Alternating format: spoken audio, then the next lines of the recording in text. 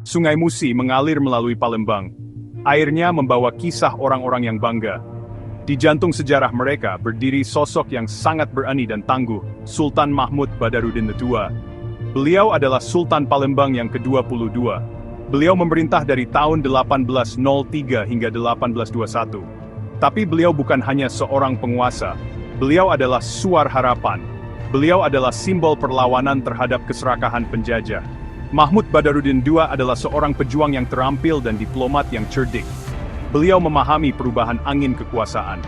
Abad ke-19 adalah masa pergolakan hebat. Kekuatan Eropa memperluas jangkauan mereka. Mereka berusaha mengendalikan perdagangan dan sumber daya. Sultan Mahmud Badarudin II tahu apa yang dipertaruhkan. Beliau tidak akan menyerahkan tanah airnya tanpa perlawanan. Nama Sultan Mahmud Badarudin II bergema sepanjang sejarah. Beliau adalah pengingat bahwa bahkan dalam menghadapi rintangan yang luar biasa, semangat manusia dapat menang. Kisahnya adalah inspirasi. Ini berbicara tentang keberanian, kepemimpinan, dan cinta yang tak tergoyahkan untuk tanah air seseorang.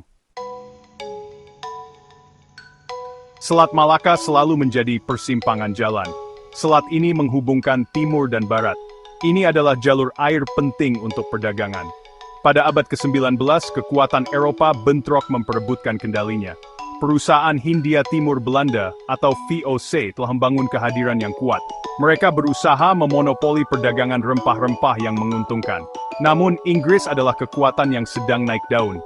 Mereka menginginkan bagian dari kekayaan itu. Persaingan antara raksasa Eropa ini membayangi Asia Tenggara. Palembang, yang terletak strategis di Sungai Musi dekat Selat Malaka, menjadi titik fokus dari perebutan ini. Kesultanan Palembang menguasai perdagangan lada di wilayah tersebut. Hal ini menjadikannya target bagi Inggris dan Belanda. Kesultanan mendapati dirinya terjebak dalam permainan yang berbahaya. Nasib Palembang tergantung pada keseimbangan. Kedatangan kekuatan Eropa di Kepulauan Indonesia ditandai dengan tipu daya dan manipulasi. Mereka datang dengan dalih perdagangan, tetapi niat mereka yang sebenarnya jauh lebih ambisius. Mereka berusaha mengendalikan sumber daya, tanah, dan manusia. Belanda, khususnya, menggunakan strategi licik untuk melemahkan penguasa lokal dan membangun dominasi mereka. Mereka mengeksploitasi persaingan. Mereka membuat janji yang tidak ingin mereka tepati. Mereka menggunakan senjata mereka yang unggul untuk mengintimidasi dan menaklukkan. Rakyat Palembang menyaksikan ketidakadilan ini. Mereka melihat tetangga mereka menjadi mangsa ambisi Eropa. Mereka tahu bahwa waktu mereka akan tiba. Rasa tidak nyaman menyelimuti kesultanan. Orang-orang tahu bahwa cara hidup mereka, kemerdekaan mereka sedang terancam. Di hati Sultan Mahmud Badarudin II, api mulai menyala. Itu adalah api perlawanan, yang dipicu oleh cinta yang mendalam untuk tanah dan rakyatnya. Dia tidak akan membiarkan kerajaannya jatuh tanpa perlawanan. Sultan Mahmud Badarudin II adalah pengamat yang tajam terhadap perubahan lanskap politik. Beliau memahami ancaman yang ditimbulkan oleh kekuatan Eropa. Beliau tahu bahwa peredaan hanya akan membuat mereka berani. Beliau memilih jalan perlawanan. Beliau menggalang rakyatnya.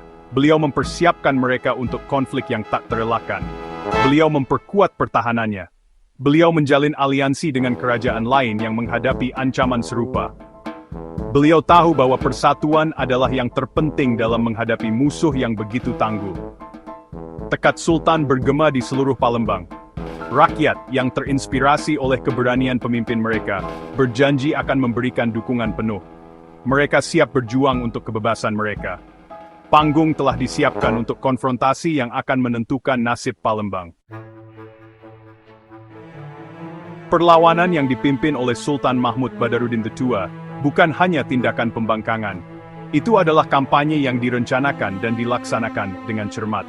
Sultan memahami kekuatan dan kelemahan musuhnya. Beliau menggunakan taktik gerilya dan memanfaatkan medan untuk keuntungannya.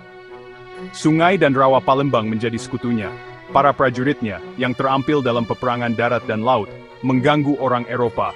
Mereka melancarkan serangan mendadak, dan kemudian, mereka akan kembali ke hutan. Belanda, yang terbiasa dengan pertempuran terbuka, frustrasi dengan peperangan yang tidak konvensional ini. Perlawanan Palembang menimbulkan banyak korban dan mengganggu jalur pasokan. Mereka membuat biaya penaklukan menjadi sangat tinggi.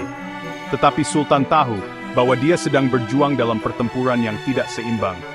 Dia perlu menemukan sekutu yang dapat menandingi senjata Eropa. Pencariannya untuk Skandinavia sebelum Portugis gelautan. Terlepas dari upaya gagah berani Sultan Mahmud Badarudin II dan pasukannya, Belanda akhirnya mendapatkan keuntungan. Mereka memiliki persenjataan dan sumber daya yang unggul. Pada tahun 1821, Sultan, yang menghadapi rintangan yang luar biasa, membuat keputusan yang memilukan untuk menyerah. Beliau melakukan ini untuk mencegah pertumpahan darah lebih lanjut. Belanda, yang waspada terhadap pengaruh Sultan dan bertekad untuk menghancurkan perlawanan di masa depan, memutuskan untuk mengasingkannya. Beliau, beserta keluarga dan pengikut setianya, dikirim ribuan mil jauhnya ke Pulau Ternate di Kepulauan Maluku. Ini adalah sudut terpencil lain dari Hindia Timur Belanda. Perjalanan ke Ternate sangat sulit, itu penuh dengan kesulitan. Sultan, yang terpisah dari tanah air dan rakyatnya, tidak pernah kehilangan semangatnya. Beliau tetap menjadi simbol perlawanan, bahkan di pengasingan pembangkangannya terus menginspirasi. Meskipun Sultan Mahmud Badarudin II menghabiskan tahun-tahun terakhirnya di pengasingan, dampaknya terhadap Palembang dan Indonesia sangat besar dan abadi. Beliau dikenang sebagai pahlawan nasional. Beliau adalah simbol perlawanan terhadap penindasan kolonial. Keberaniannya dalam menghadapi rintangan yang luar biasa terus menginspirasi generasi orang Indonesia. Kisahnya berfungsi sebagai pengingat bahwa bahkan dalam kekalahan, semangat perlawanan dapat terus hidup. Perjuangan Sultan Mahmud Badarudin II juga menyoroti pentingnya persatuan dan pemikiran strategis dalam menghadapi kesulitan. Warisannya mengingatkan kita bahwa kepemimpinan sejati terletak pada melayani rakyat dan membela hak-hak mereka, bahkan dengan pengorbanan pribadi terbesar. Kisah Sultan Mahmud Badarudin II bukan hanya kisah masa lalu. Ini adalah kisah yang beresonansi mendalam di masa kini. Perjuangannya untuk kemerdekaan berfungsi sebagai pengingat yang kuat tentang pentingnya kebebasan dan penentuan nasib sendiri. Ini menyoroti bahaya kolonialisme dan imperialisme. Kekuatan-kekuatan ini terus membayangi banyak bagian dunia. Dengan mengingat pengorbanan Sultan Mahmud Badarudin II dan pahlawan lain dari perjuangan kemerdekaan Indonesia, kita menghormati warisan mereka. Kami juga menegaskan kembali komitmen kami untuk membangun dunia, di mana semua orang bebas menentukan nasib mereka sendiri. Sungai Musi masih mengalir. Sungai ini membawa gema perlawanan Sultan Mahmud Badarudin II. Semangatnya hidup di hati masyarakat Palembang. Mereka terus menarik inspirasi dari keberaniannya yang tak tergoyahkan dan cintanya pada tanah airnya. Kisah Sultan Mahmud Badarudin II adalah bukti semangat gigih rakyat Indonesia. Mereka menolak untuk ditaklukkan. Mereka bertekad untuk memetakan jalan mereka sendiri. Ini adalah kisah yang akan terus diceritakan dan diceritakan kembali untuk generasi yang akan datang. Ini berfungsi sebagai suara harapan dan pengingat bahwa bahkan dalam menghadapi kesulitan, semangat manusia dapat menang.